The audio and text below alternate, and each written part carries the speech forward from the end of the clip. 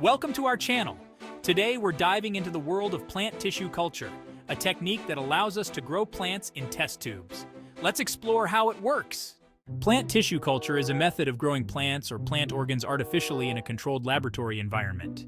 It's like gardening on a microscopic scale. There are 4 key stages in plant tissue culture.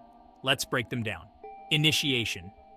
We start with a small piece of plant material, called an explant, taken from a healthy mother plant. Multiplication. The explant is placed in a test tube containing a nutrient-rich medium. Here, it absorbs essential nutrients and begins to multiply. Rooting. From the mass of cells, called callus, shoots and roots emerge. These tiny plantlets are ready for the next step, acclimatization.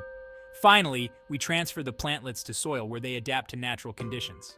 The nutrient medium in the test tube contains everything the plant needs to grow: macronutrients, micronutrients, growth hormones, and organic compounds. Maintaining a sterile environment is crucial. We sterilize the explant to remove any contaminants. Think of it as plant surgery. Why do we do all this? Plant tissue culture has amazing applications. Cloning. We can produce identical copies of valuable plants. Disease-free plants. It helps create disease-free stock for agriculture. Rare species conservation. Preserving endangered plants. Genetic modification for research and biotechnology. And there you have it. Plant tissue culture, a tiny revolution in plant propagation. If you enjoyed this video, don't forget to like, subscribe, and share.